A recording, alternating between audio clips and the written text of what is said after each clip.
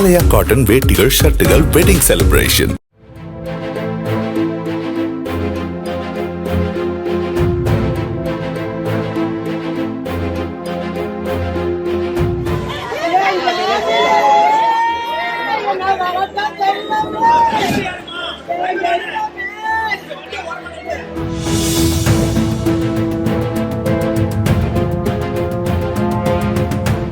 திண்டுக்கல் மாவட்டம் எரியோடு பாகநத்தத்தில் விளைநிலத்தில் பிளாஸ்டிக் தார்பாய் மூலமாக அமைக்கப்பட்டுள்ள செயற்கை பண்ணை குட்டையில் குளித்த சிறுவர்கள் 2 பேர் நீரில் மூழ்கி உயிரிழந்தனர்.